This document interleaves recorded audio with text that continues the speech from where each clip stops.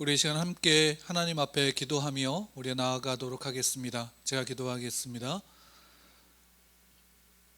모든 순간 속에서 우리를 인도하시는 살아계신 하나님의 손길과 또한 성령 하나님의 충만하신 은혜로 말미암아 그 임재하심으로 말미암아 우리가 날마다 하나님을 아는 지혜와 지식으로 우리를 채워주시니 감사합니다. 이 시간 하나님을 예배하는 주의 자녀들이 하나님을 온전히 예배하고 또 하나님께 우리의 마음의 소원을 온전히 간구하되 하나님의 뜻이 하늘에서 이루어진 것 같이 땅에서도 이루어질 것을 믿고 오직 성령 하나님의 충만하신 은혜로 주 앞에 나아가 기도할 수 있도록 도와주시옵소서. 오직 주의 은혜를 구하며 살아계신 우리 주 예수님의 이름으로 기도드립니다. 아멘. 우리 이 시간 오늘 하나님 말씀 함께 우리 나누도록 하겠습니다. 우리 하나님 말씀 출애굽기 1장 1절부터 7절까지 말씀 함께 보도록 하겠습니다. 우리 출애굽기 1장 1절부터 7절까지 말씀입니다. 찾으셨으면 우리 함께 읽도록 하겠습니다. 야곱과 함께 각각 자기 가족을 데리고 애굽에 이른 이스라엘 아들들의 이름은 이러하니 르우벤과 시므온과 레위와 유다와 이사갈과 스불론과 베냐민과 단과 납달리와 갓과 아세리요. 야곱의 허리에서 나온 사람이 모두 70이요 요셉은 애굽에 있었더라. 요셉과 그의 모든 형제와 그 시대의 사람은 다 죽었고 이스라엘 자손은 생육하고 불어나 번성하고 매우 강하여 온 땅에 가득하게 되었더라. 아멘. 우리가 성경을 읽을 때 창세기부터 읽어 나아가면서 이제 하나님께서 하나님의 백성들, 하나님의 택하신 자녀들과 하신 그 언약이 어떻게 이제 창세기에서 이어지는지를 우리가 함께 봤습니다. 그것이 이제 창세기와 출애굽기에 나누어지면서 좀 차이가 있다면 창세기는 말 그대로 한 가족의 가족사라고 볼 수 있습니다. 한 가족, 그러니까 아브라함을 택하시고 그 아브라함에게 약속하셨던 그 언약이 이삭과 야곱으로 이어지는 그 과정들, 또 그 속에서 그들이 어떻게 언약 가운데에서 살았는지, 또 하나님이 그들을 어떻게 세워가셨는지를 창세기를 통해서 볼 수 있습니다. 물론 창세기 이전에 그 12장 이전에 원역사라고 할 수 있는 창세기 1장부터 11장까지의 내용을 보면 하나님의 창조와 또한 그 안에서 타락한 인간, 그리고 그 타락한 인간이 결국 심판 가운데서 어떻게 되어지는지를 보지만 그 가운데서 하나님께서 또한 하나님의 사람을 택하셔서 구원하시는 그 과정의 모든 역사의 이야기들을 거기서 보여주고 있습니다. 그리고 그 언약은 단순하게 아브라함에게서 시작되어진 것이 아니라 하나님이 이미 이전에 타락한 인류를 향해서 이제 우리가 원시복음, 원복음이라고 하는 그 복음을 이미 주셨고 그 속에서 하나님이 그 백성, 택하신 백성들을 구원하시는 모습들을 우리가 보았습니다.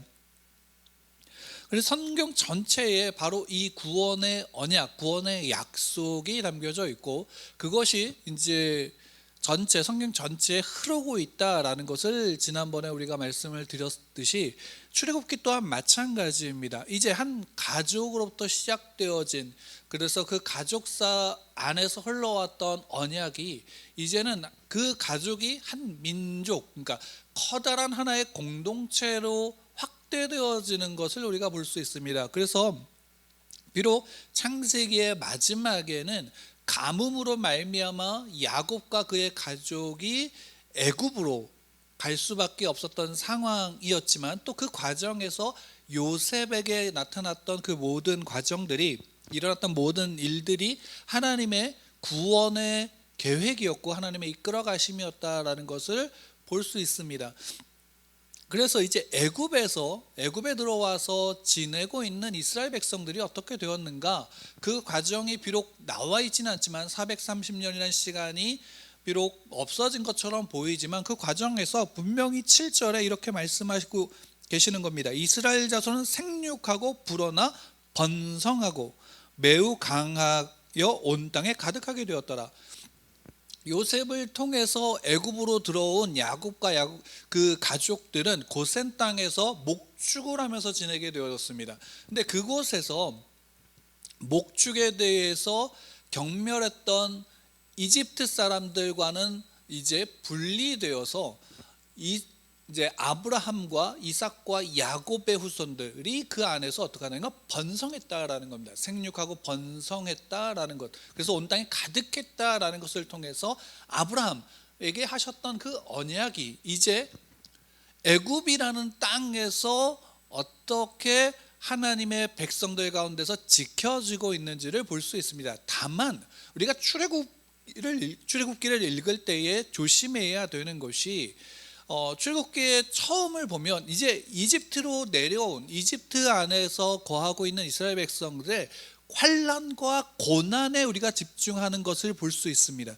그것은 왜냐하면 실제로 그 장면이 나옵니다. 그리고 그 장면 안에서 우리는 뭘 이제 좀 더 집중하게 되어지냐면 하나님이 그 고통 속에서 고난 속에서 구원하신다라는 것만 우리가 생각하게 되지만 실상 그 안에서 우리가 먼저 살펴야 되는 것은 뭐냐면 언약입니다. 언약이 어떻게 이루어지고 있는가, 그 약속이 어떻게 성취되고 있는가라는 측면이죠.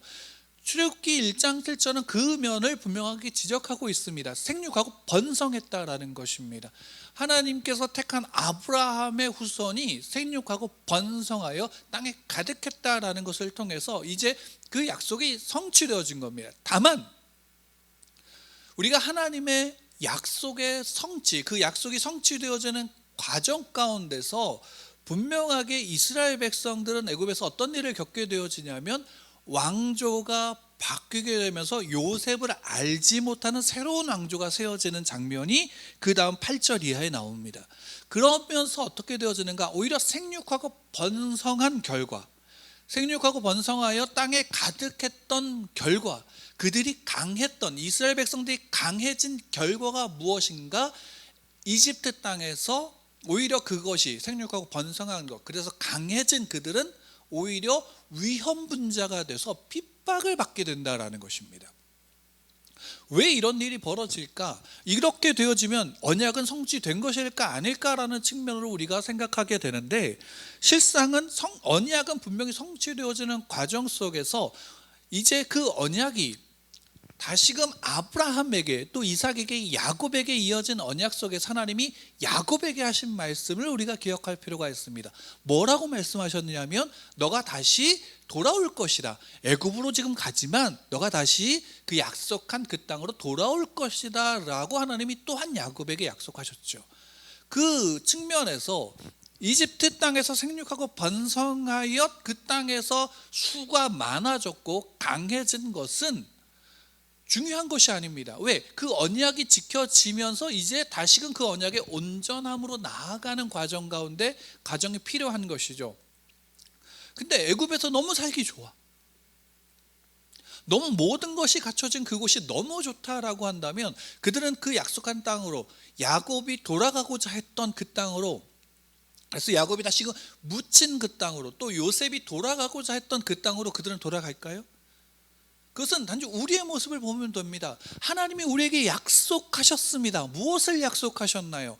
하나님께서 예수를 나의 구주로 믿고 영접한 자들은 하나님의 자녀가 되는 권세를 주셨고 그들은 하나님의 나라를 살아갑니다. 그리고 그 하나님의 나라는 어떠합니까? 우리가 이 땅에 예수 그리스도가 이 땅에 오심으로 말미암아 하나님의 나라가 임하였지만, 그래서 우리가 이 땅에서 하나님의 나라를 살아갑니다. 그런데 정작 이 땅에서 하나님의 나라를 살아가는 그리스도인들은 어떠한가? 오히려 세상에 그 하나님을 믿지 않는, 예수 그리스도를 알지 못하는 이들로부터 조롱을 당하게 되고 멸시를 당하게 되어지며, 또한 그 속에서 하나님의 말씀을 대로 살아가는 그 믿음을 지킨다라는 것 때문에 핍박을 받게 되어집니다. 그런 상황에서 그러면 그 약속이 안 이루어졌습니까? 아니요. 이미 우리는 구원을 받았습니다. 하나님의 자녀입니다. 하나님의 나라를 살아갑니다. 그럼에도 불구하고 우리가 이 땅에서 모든 걸 누리는 것이 아니라 이 땅에서 누리는 모든 것들을 넘어선 하나님의 나라를 소망합니다. 예수님이 다시금 이 땅에 재림하실 것을 소망하고 기대하고 기다립니다. 그래서 이 땅에서 우리는 어떻게 살아갑니까? 나그네로 살아가는 겁니다. 마찬가지로 이스라엘 백성들이, 야곱의 후손들이 이집트 땅에서 생육하고 번성하였지만 그들은 그 땅에서 어떤 존재입니까? 나그네입니다. 하나님의 백성으로서의 나그네입니다. 그들은 돌아가야 할 곳이 있습니다. 약속되어진 땅이 있습니다. 그곳으로 가기를 소망해야 되고 기다려야 되고 그곳으로 나가야 하는 것입니다. 그런 과정 속에서 생육하고 번성하여 언약이 이루어지는 과정 속에서 이스라엘 백성들은 어떤 과정을 겪게 되어지냐면 핍박과 고난과 노예로 전락하는 상황 가운데 처해지게 됩니다. 그럴 때 그들은 울부짖습니다. 그들은 그런 자기들의 상황의 처지를 하나님께 외칩니다. 간구합니다. 도와달라고, 이것에 대해서 해방되어질 수 있도록 요구합니다. 그 과정에서 우리가 잘 아는 이제 삼파의 이야기들도 나오게 되어지고, 또 그러면서 그 외침 속에 하나님이 누구를 보내십니까? 모세를 보내십니다. 그 모세의 탄생의 이야기가 2장 이후에 나오게 되어집니다. 달리 얘기한다면 하나님은 지금, 하나님의 언약은 지금 그 언약이 생육하고 번성하여 수가 많아지고 강해졌다라는 것으로 뭐냐면 언약이 이제 이루어지고 있는 과정 가운데 있는 모습을 보여줍니다. 그런데 그 언약은 다시금 약속한 땅, 아브라함에게 주신 땅으로 가는 여정이 필요한 것이죠. 그 여정 속에 이스라엘 백성들을 구원할, 이스라엘 백성들이 그 이집트 땅에서 나아가고자 또 그들을 이끌어 갈 수 있는 모세를 하나님께서 보내신 겁니다. 이것은 마치 무엇과 같습니까? 예수 그리스도가 이 땅에 오신 것 같습니다. 왜? 우린 예수 그리스도로 말미암아 구원을 받습니다. 그분이 우리를 이끌어 가시기 때문에, 그분이 우리의 먼저 십자가에서 죽으셨음으로 말미암아 우리는 구원을 받게 되어지듯이, 이제 약속의 땅으로 갈 때에 이스라엘 백성들 스스로가 나아가는 것이 아닌 이제 그들을 이끌어 갈 수 있는 한 사람을 하나님이 보내신 겁니다. 그게 누굽니까? 모세인 것이죠. 그래서 모세가 이제 왕자로 있다가 그 40년의 시간 동안 왕자로 있다가 다시금 그 살인을, 자기의 백성들을 구원하고자 그 왕자의 지위로서 그들을 다시금 어떻게 되어집니까? 구원하려고 했지만 실패한 이후에 광야로 나아가서 그곳에서 40년의 시간 동안을 방황하고 지내게 되어집니다. 그리고 하나님은 그가 80세가 되어진 시점에서 그를 다시금 부르셔서 모세를 이스라엘 백성들이 있는 애굽으로, 이집트로 보내게 되어집니다. 근데 그 과정에서 하나님께서 모세를 부르실 때에 이렇게 말씀하십니다. 우리 3장 9절부터 12절까지를 보면 이렇게 말씀하십니다. 이제 가라, 이스라엘 자손의 부르짖음이 내게 달하고 애굽 사람이 그들을 괴롭히는 학대도 내가 보았으니 이제 내가 너로 바로에게 보내어 너에게 내 백성이 이스라엘 자손을 애굽에서 인도하여 내게 하리라. 모세가 하나님께 아뢰되 내가 누구이기에 바로에게 가며 내 이스라엘 자손을 애굽에서 인도하여 내리까? 하나님이 이르시되 내가 반드시 너와 함께 있으리니 내가 그 백성을 애굽에서 인도하여 낸 후에 너희가 이 산에서 하나님을 섬기리니 그것이 내가 너를 보내는 증거니라. 모세가 하나님이 자기를 부르신 것에 대해서 내가 누구이기에, 왜? 그 이전의 실패와 그 이전에 이미 보냈던 모든 시간들 속에서 자기의 연약함과 부족함과 나약함 속에 있는 자기 자신을 알기 때문입니다. 그럼에도 불구하고 하나님이 그를 부르셔서 말씀하십니다. 이스라엘의 부르짖음이 내게 달했고 그들의 학대도 내게 보았으니, 그들의 부르짖음, 이스라엘의 하나님의 백성의 부르짖음을 하나님이 어떻게 하십니까? 들었고 하나님이 보았다라는 것이죠. 우리의 그 언약의 모든 성취 속에서 분명한 것은 이것입니다. 언약이 성취되어지는 과정 속에서는 하나님의 뜻이 중요하고 하나님의 역사가 중요하며 하나님의 열심이 중요합니다. 우리가 하나님의 뜻을 성취해 드리는 것이 아닙니다. 하나님이 성취해 가시는 과정 속에 내가 있어야 되는 것이 하나님의 백성입니다. 하나님이 분명히 이스라엘 백성들을 이끌어내실 때도 출애굽기에서 중요한 관점은 무엇이냐면, 출애굽기에서 아주 중요한 관점은 이겁니다. 무엇이냐? 그것은 다른 것이 아니라 그들을 향해서 하나님이 왜 이스라엘 백성들을 애굽에서 이끌어내셨는가? 그들이 내 백성이다라는 것 때문입니다. 즉 아브라함을 통해서 택한 내 백성, 그의 후손들이 내 백성이다라는 것 때문에 이제 애굽에 있는 그들을 택하셨고, 그들이 애굽에서 보호돼서 그들의 수가 늘어나는 과정 속에서 생육하고 번성을 경험하게 하셨습니다. 바다에 모래알처럼 많게 하셨습니다.